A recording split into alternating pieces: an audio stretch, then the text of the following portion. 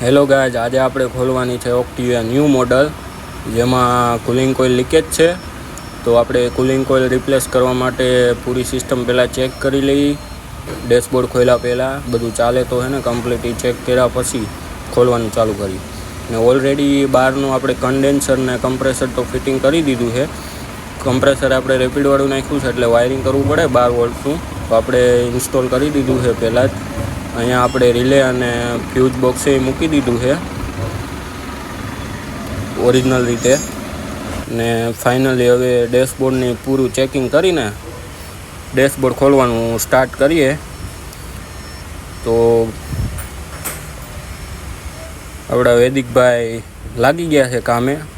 Metre ને steering ને એવું બધું ખોલી નાખ્યું છે. હવે ગ્લો બોક્સ ખોલે છે તો આપણે ખોલવાનું ચાલુ રાખીએ. ફાઇનલી ડેશબોર્ડ ઉપરનું ખુલી ગયું છે. હવે ખાલી મેઇન સપોર્ટ ખોલવાનો બાકી છે ને આ રહ્યું આપણું ડેશબોર્ડ. તો મેઇન સપોર્ટ ખોલવાનું ચાલુ થઈ ગયું છે. મેઇન સપોર્ટ ખોલ્યા પછી જ બ્લોવર બહાર નીકળશે, ત્યાં સુધી નહીં નીકળે. તો ખોલીએ. વૈદિકભાઈ મેઇન સપોર્ટ એ કાઢી લીધો છે બહાર. હવે બ્લોવર કાઢવા માટે મહેનત કરે છે. ફાઇનલી આપણું બ્લોવર બહાર નીકળી ગયું છે. આ રીતનું કંઈક એસીનું બ્લોવર આવે.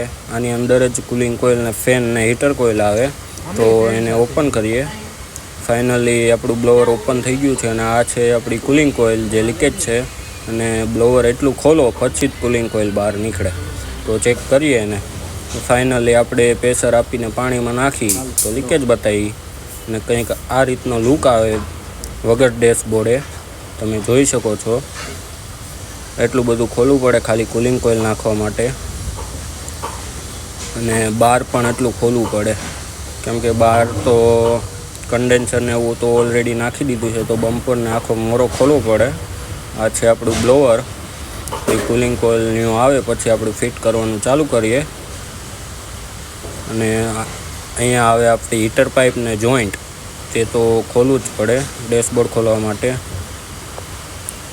અને કંઈક પાછળથી આવી રીતનો લુક આવે છે આપણો ડેશબોર્ડ વગરની ગાડીનો. તો તમે જોઈ શકો છો.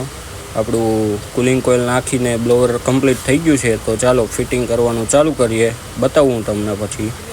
તો ફાઇનલી આપણું બ્લોવર અને મેઇન સપોર્ટ લાગી ગયો છે. તો જોઈ શકો છો. ફાઇનલી રાતના 11 વાગ્યા સુધી કામ કરીને આપણે ડેશબોર્ડ ફાઇનલ કરી દીધું છે. હવે આપણે મશીન પણ લગાવી દીધું છે રિફિલિંગ કરવા માટે. તો ચાલો મળીએ રાઉન્ડમાં. તો ફાઇનલી આપણું લુક કંઈક આ રીતનું છે ગાડીનું.